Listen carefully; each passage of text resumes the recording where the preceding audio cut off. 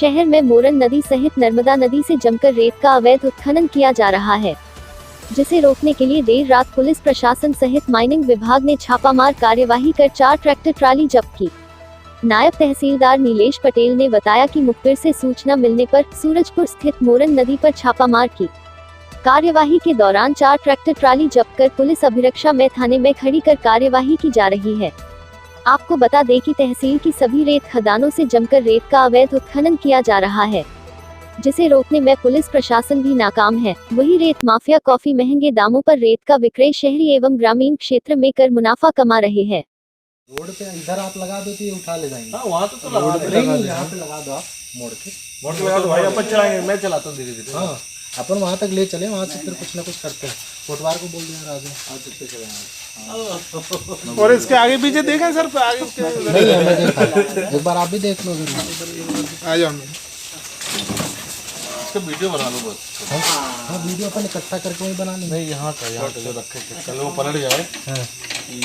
वो बना रहे हैं हमारे सर बनाए उसके पलटना। चाबियाँ भी सब लगा है क्या? इसमें लगा। प्रादेशिक कृषक बीज संघ के पदाधिकारियों और सदस्यों के द्वारा तहसील कार्यालय पहुंच विभिन्न मांगों को लेकर तहसीलदार दिनेश सांवले को सौंपा गया, जिसमें उल्लेख किया गया कि अप्रमाणित कच्चे बीज के विक्रय पर रोक लगाई जाए, जिससे कि किसानों की फसल खराब न हो। बीज उत्पादक समितियों द्वारा प्रदाय बीज का भुगतान समय पर किया जाए। कृषि विभाग द्वारा बेवजह सैंपल के नाम पर परेशान किया जाता है, वो न किया जाए। साथ ही कृषि विभाग द्वारा विभिन्न योजनाओं में वर्ष 2019-20 में प्रदाय बीज का भुगतान बीज उत्पादक समितियों को नहीं किया गया है, वो जल्द किया जाए। आपको बता दें कि इस अवसर पर बीज उत्पादक समितियों से अशोक पटेल, सतीश यादव, संतोष सिंह ठाकुर, देवी सिंह तोमर, कैलाश राजपूत, रूप सिंह पटेल, अजय गौर, अजय बसोतिया सहित अन्य सदस्य उपस्थित थे। क्या नाम है आपका? ये अशोक, मेरा नाम अशोक कुमार पटेल है। किन समस्याओं को लेकर ज्ञापन हमारी जो समस्या है, हमारा जो ये संगठन है बीज उत्पादक संगठन है, जिससे हमारे बहुत से किसान इस संगठन से जुड़े हुए हैं। हमारा काम है बीज का उत्पादन करना। तो धरती माता में जैसा बीज बोओगे वैसा बीज उगे। उच्च क्वालिटी का बीज उत्पादन करके हम किसानों की आय बढ़ाने का काम करते हैं। किसानों की जो शासन की मंशा है कि किसानों की आय बढ़ाओ और उनकी आमदनी को दुगना करें। उसके लिए जो हम बीज बनाते हैं उसमें हमको कुछ व्यवहारिक कठिनाइयाँ हैं। उसके लिए हम शासन प्रशासन को ये कठिनाइयों को बताने के लिए और वो कठिनाई को दूर करने के लिए आज ज्ञापन सब लोगों ने मिलकर इकट्ठा होकर दिया गया। इसमें मेन कठिनाइयाँ ये है कि हम जो बीज उत्पादन करते हैं तो बीज उत्पादन करने के बाद में उस बीज का व्यावहारिक रूप से वितरण होने के बाद में उनका जो अनुदान है किसानों को जो मिलना चाहिए, जो छोटे छोटे किसान हमसे जुड़े हुए हैं उनका अनुदान समय पर नहीं मिल पाता। और हम जो शासन को जो बीज देते हैं वो बीज का भुगतान भी 2-2 साल 3-3 साल में हमको होता है। इससे क्या होता है कि जो किसान हमसे जुड़े हुए हैं उनको हम वो भुगतान नहीं कर पाते, इसलिए बीज के व्यवसाय पे इसका विपरीत प्रभाव पड़ता है। उसका विपरीत परिणाम ये होता है कि किसानों को जो मंडी में जो कच्चा है माल जिसको अनाज कहते हैं, वो अनाज जो छोटे छोटे व्यापारी हैं, कुचिए हैं, वो छान के और लोगों को वितरित करते हैं। इससे उनकी पूरे किसानों की फसल खराब होती है, उससे हमारा प्रदेश का उत्पादन गिरता है। तो इसलिए ये जो व्यवहारिक हमारी समस्या है उसको दूर करने के लिए हम शासन प्रशासन को आज ये ज्ञापन दे रहे हैं।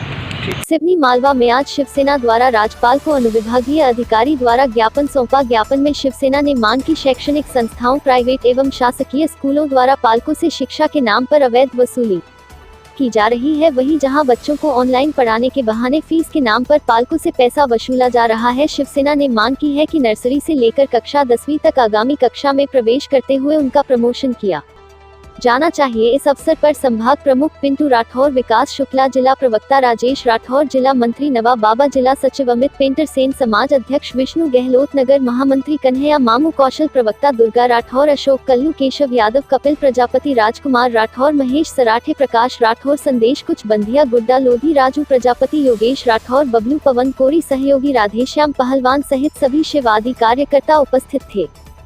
देश के अंदर शिक्षा विभाग द्वारा प्राइवेट शैक्षणिक संस्थाएं जो हैं पेरेंट्स से अवैध वसूली के नाम पर जबरन वसूली कर रही हैं। आज पूरे दुनिया के अंदर कोरोना महामारी को देखते हुए बहुत ज़्यादा कठिनाइयों का सामना करना पड़ रहा है। हमारे मध्य प्रदेश में भी आए दिन केस बढ़ते जा रहे हैं। लोगों की जमा पूंजी पूरी खत्म हो गई है, लोग परेशान हैं, स्थिति बहुत गंभीर है। सरकार को इस ओर ध्यान देना चाहिए। हमने पिछले दिनों भी ज्ञापन देकर के सरकार को जगाना चाहा। आज हमने महामहिम राज्यपाल महोदय के नाम माननीय एसडीएम महोदय को आज एक ज्ञापन दिया है। उस ज्ञापन में हमने मांग की है कि पालकों से जो अवैध फीस के नाम पर पैसा वसूला जा रहा है उसे तत्काल बंद किया जाए और नर्सरी से लेकर कक्षा 10वीं तक उनको अगली कक्षा में प्रवेश करा करके उनका जनरल प्रमोशन किया जाए। इस मांग को लेकर के आज हमने ज्ञापन दिया है। क्रांतिकारी किसान मजदूर संगठन द्वारा 25 सितंबर को भिलट देव में होने वाले अनिश्चितकालीन धरना प्रदर्शन 2 दिवसीय प्रचार प्रसार कर किसानों एवं मजदूर को जानकारी दी गई और कुछ गांवों में ग्राम इकाई का गठन भी किया गया। इस अवसर पर संभाग अध्यक्ष रामकृष्ण दिगोदिया, संभाग उपाध्यक्ष संतोष मोहरिया, ब्लॉक उपाध्यक्ष अनिल पटेल, जिला सदस्य राजेंद्र लववंशी, राजेश लववंशी एवं हरिओम पटेल मुख्य रूप से उपस्थित थे। क्रांतिकारी किसान मजदूर संगठन द्वारा जो आज ये बैठक रखी गई है, जो अभी केंद्र सरकार ने किसान विरोधी जो 3 अध्यादेश लाए हैं जो पूर्ण रूप से किसान विरोधी हैं, इसी को लेकर 25 तारीख से भिलट देव के अंदर किसान अनिश्चितकालीन धरने पर बैठ रहे हैं। उसी में 29 तारीख को एक सभा और रैली का आयोजन रखा गया है। इसी को लेकर गांव-गांव सभा ली जा रही है। किसानों को अवगत कराया जा रहा है कि अधिक से अधिक संख्या में वहाँ आएँ और अपना विरोध दर्ज कराएं। सामुदायिक स्वास्थ्य केंद्र सिवनी मालवा में शव परीक्षण कक्ष के सामने पैव ब्लॉक लगाने का कार्य विधायक निधि से शुरू किया गया, जिसका भूमि पूजन विधायक प्रेम शंकर वर्मा के द्वारा किया गया, जिसमें कोविड-19 के प्रोटोकॉल का पूर्ण पालन किया गया। बता दें कि इस अवसर पर विधायक प्रेम शंकर वर्मा, विधायक प्रतिनिधि रघुवीर राजपूत, बीएमओ कांति बौथम, डॉक्टर जी.आर. करोड़े सहित स्वास्थ्य केंद्र के कर्मचारी और स्टाफ प्रमुख रूप से उपस्थित था। सांप पकड़ने में माहिर कालू लोधी और उनके साथियों ने आज 2 8 से 9 फीट लंबे सांप पकड़कर सुरक्षित जंगल में छोड़े। बता दें कि दोपहर लगभग 12 बजे कालू लोधी को सूचना मिलती है कि ग्राम लोधड़ी के एक घर में बहुत लंबा काला सांप है, जिसकी सूचना मिलते ही कालू लोधी के साथ उनके साथी पुनीत सोनी, संतोष कहार और प्रेम लोधी के साथ ग्राम लोधड़ी पहुंचे और घंटों की मशक्कत के बाद सांप को पकड़कर जंगल में छोड़ा, जिसके बाद घर के सदस्यों ने राहत की सांस ली। अभी ग्राम लोधड़ी से कालू लोधी और उनके साथी वापस अपने घर आए ही थे कि उनके पास फोन आता है कि ग्राम खटकड़ में मंदिर के सामने एक घर में बहुत बड़ा सांप नजर आ रहा है, जिसके बाद कालू लोधी अपने साथियों के साथ ग्राम खटकड़ पहुंचे और फिर लगभग 1 घंटे की मशक्कत के बाद सांप को पकड़ा। कालू लोधी ने बताया कि दोनों ही सांप लगभग 8 से 9 फीट लंबे और शायद काफी जहरीले हैं, जिन्हें सुरक्षित जंगल में छोड़ दिया है। बता दें कि शहरी एवं ग्रामीण क्षेत्र में जब भी सांप नजर आता है तो सभी की जुबान पर पहला नाम कालू लोधी ही आता है। तहसील में इकलौते कालू लोधी ही है जो जहरीले सांपों को पकड़ सुरक्षित जंगल में छोड़ते हैं।